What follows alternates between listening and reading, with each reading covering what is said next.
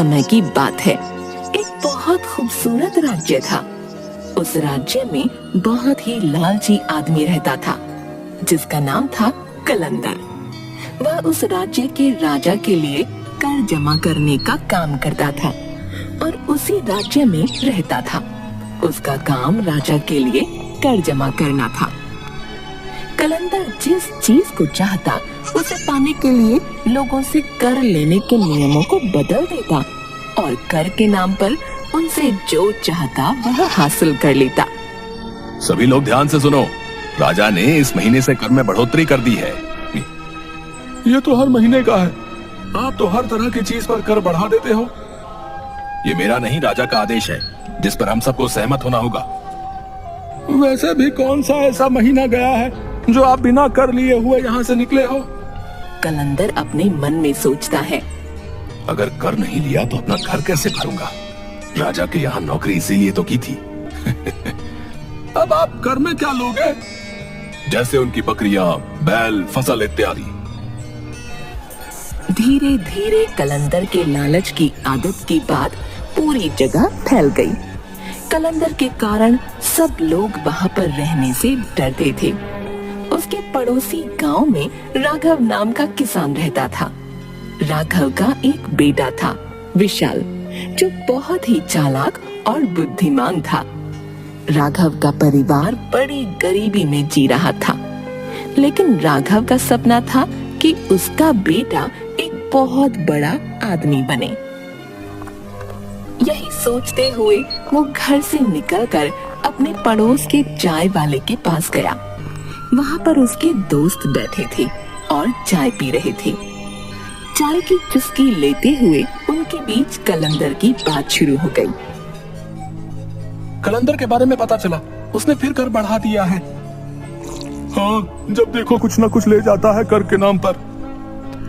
अरे यार, हम क्या कर सकते हैं जब राजा उसे पूरा सहयोग करता है। और उधर पास ही विशाल भी गुजर रहा था। उसने गांव वाले और अपने पिताजी की बात सुन ली थी, तो विशाल ने लालची कलंदर के बारे में सुना। उसने निश्चय कर लिया और बोला, मैं किसी न किसी तरह से इस लालची कलंदर को राजा से सजा जरूर दिलवाऊंगा। राजा को कलंदर के इस लालची स्वभाव के बारे में पता नहीं है, इसीलिए ये मुंह मांगे कर वसूल कर सबको सताता है। कलंदर एक बड़ा ही शातिर और चालाक आदमी था, इसलिए विशाल ने बहुत सोच समझकर एक योजना बनाई। अपने परिवार के सो के उठने से भी पहले वह अपने पिता के बगीचे में गया और वहाँ लगे एक छोटे से आम के पेड़ को खोज निकाल लिया। विशाल पेड़ को लेकर जल्दी जल्दी कलंदर के गांव की तरफ निकल पड़ा। उसे किसी भी तरह सुबह के समय ही अपनी योजना के अनुसार कलंदर के सामने पहुंचना था, वो भी तब जब वह लोगों से कर वसूल रहा हो। ठीक समय पर विशाल कलंदर के सामने पहुंच गया। उस समय कलंदर लोगों से कर वसूल कर रहा था। विशाल अपना परिचय देते हुए बोला, सरकार, मैं विशाल हूँ, अभी आया हूँ और मुझे ये पता नहीं है कि इस गांव में एक गरीब आदमी कितना कर देता है, क्योंकि मैं एक बहुत ही गरीब आदमी हूँ और मेरे पास देने के लिए कुछ भी पैसे नहीं हैं। कुछ ना कुछ तो तुम्हें देना ही होगा, तुम्हारे पास क्या है? विशाल ने अपने पेड़ की तरफ देखकर कहा, अब मेरे पास बस ये जादुई पेड़ है, इसके सिवा कुछ भी नहीं है। कलंदर ने हैरान होकर कहा, जादुई पेड़? जादुई पेड़ का नाम सुनकर कलंदर बड़ा खुश हुआ। आखिर इसमें क्या जादू है? विशाल ने चालाकी से हंसते हुए कहा, अरे मालिक, ये बहुत ही कमाल का पेड़ है। जो भी इसके पत्तों को छूता है वो कई घंटों के लिए लोगों को दिखाई नहीं देता। वो पूरी तरह से लोगों के सामने से गायब हो जाता है, पर वो सबको देख सकता है। लालची कलंदर को विशाल की बात पर भरोसा नहीं हुआ। क्या तुम मुझे ऐसा करके दिखा सकते हो जिससे मुझे यकीन हो जाए कि ये एक जादुई पेड़ है? क्यों नहीं, जरूर। विशाल ने सोचा, क्यों ना इसको थोड़ा बढ़ा चढ़ा कर बोला जाए, जिससे ये कलंदर बिना सोचे ही यकीन कर ले। इस पेड़ का अगर कोई एक पत्ता खाता है या अपने माथे पर रख लेता है तो वो दिखाई नहीं देता है। खाकर देखो, आप दिख जाओ अगर किसी को तो बोलना। ठीक है, खाकर देखते हैं। बताओ, हम दिख रहे हैं तुम्हें? नहीं, बिल्कुल नहीं दिख रहे हो। विशाल की बात सुनकर लालची कलंदर ने उसे ऊपर से नीचे तक देखा। अगर तुम यहाँ रहना चाहते हो तो तुम्हें अपना ये पेड़ मुझे देना होगा। मैं तुम्हें इस गांव में बिना कुछ दिए नहीं रहने दूंगा। इससे पहले कि विशाल कुछ कहता, लालची कलंदर ने उसके हाथों से उसका पेड़ छीन लिया और दौड़ते हुए अपने घर चला गया। घर जाकर उसने पेड़ की एक पत्ती तोड़ी और उसे अपने माथे पर रख लिया। वहीं पास में उसकी पत्नी बैठकर खाना पका रही थी।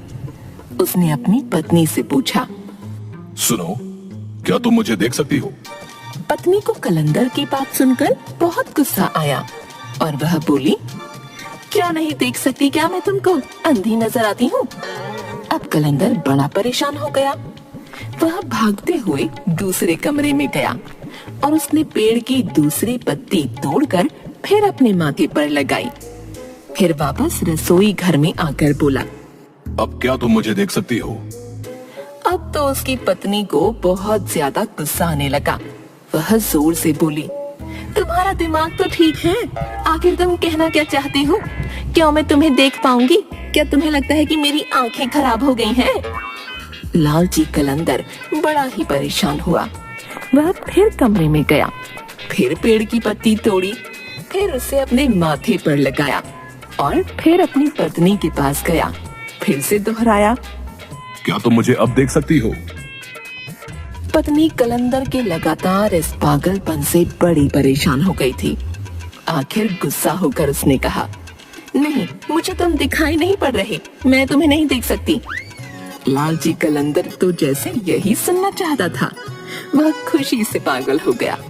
उसने सोचा कि वह गांव में जाकर इस पेड़ के जादू को परखेगा। वह चौराहे पर खड़े होकर पेड़ की पत्ती माथे पर लगाए विचित्र विचित्र प्रकार की हरकतें करने लगा।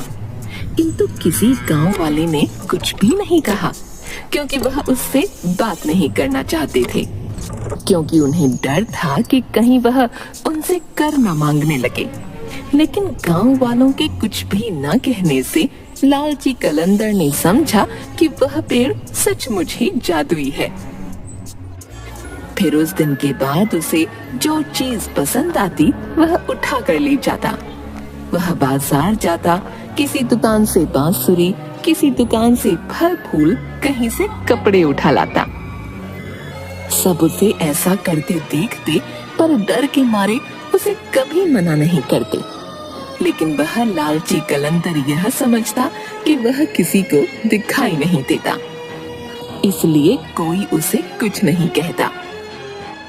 एक दिन गांव को देखने के लिए राजा की शाही गाड़ी गुजरी। कलंदर ने देखा कि राजा की गाड़ी में बेशकीमती हीरे जवाहरात आदि सजे हुए हैं। लालची कलंदर ने आदत के अनुसार पेड़ का पत्ता अपने माथे पर रखा और राजा की बग्गी से हीरे जवाहरात चुराने लगा। सरेआम उसकी यह हरकत देखकर राजा को बड़ा गुस्सा आया। उन्होंने चिल्लाकर कहा, गिरफ्तार करो इसे। अब लालची कलंदर बड़ा परेशान हो गया। उसने कहा, महाराज, मुझे क्षमा करें, इसमें मेरी गलती नहीं है। एक गरीब आदमी ने मुझे ये जादुई पेड़ दिया जिसकी पत्तियां अपने सर पर रखकर मैं अदृश्य हो जाता था। लेकिन आज मुझे पता चला कि वो झूठ बोल रहा था, क्योंकि आपने मुझे देख लिया और मैं गायब नहीं हुआ। राजा को उसकी बात सुनकर बहुत गुस्सा आया। राजा ने कहा, ये तो बिल्कुल ही पागलों की तरह बातें कर रहा है। क्या कोई पेड़ ऐसा भी होता है जिसकी पत्ती माथे पर रखकर कोई गायब हो जाता है? ऐसे पागल आदमी को हम कर वसूली के काम पर नहीं लगा सकते। राजा ने तुरंत ही कलंदर से उसकी नौकरी छीन ली और इसके बाद लालची कलंदर सारी जिंदगी उसी गांव में लोगों के सामने अपना मुंह छुपाकर जीता रहा। अपने लालच के कारण उसे सारी जिंदगी शर्मिंदगी झेलनी पड़ी। गांव वालों को जब पता चला कि विशाल ने किस चालाकी से कलंदर को उसके अन्याय की सजा दिलाई है, तो सभी ने उसकी बड़ी सराहना की। और जब यह बात राजा तक पहुंची, तो राजा ने विशाल को महल में बुलाया और उसे उसकी बुद्धिमान होने का सबूत मांगा। तुम ही विशाल हो जिसने कलंदर को पूरे गांव वालों के सामने नंगा करके घुमाया? जी महाराज। तो तुमको एक और परीक्षा देनी होगी, जिससे हमें भी तुम्हारी बुद्धिमानी देखने को मिले। बोलिए महाराज, क्या करना होगा? तुम एक काम करो, ये 2 माला रखी है, एक असली फूलों की है, एक नकली फूलों की। अगर तुम इन दोनों में से कौन सी असली है और कौन सी नकली है, ये बिना छुए और पास आए बता पाओगे। अगर तुमने सही बताया तो हम तुम्हें राज्य का नया कर अधिकारी नियुक्त कर देंगे। विशाल माला देखकर दोनों मालाएं एक जैसी लग रही थीं और उसे लग ही नहीं रहा था कि दोनों एक जैसी कैसे हो सकती हैं। मगर असली पहचान के लिए उसने कुछ देर सोचा और कहा, आप अपनी खिड़की खुलवा दो। राजा सैनिकों को खिड़की खोलने को बोलते हैं। खिड़की खोल दो। बाहर एक मधुमक्खी फूलों के बगीचे में फूलों पर थी। वो सीधा उड़कर असली फूलों की माला पर आकर बैठ गई। महाराज, यही है असली फूलों की माला।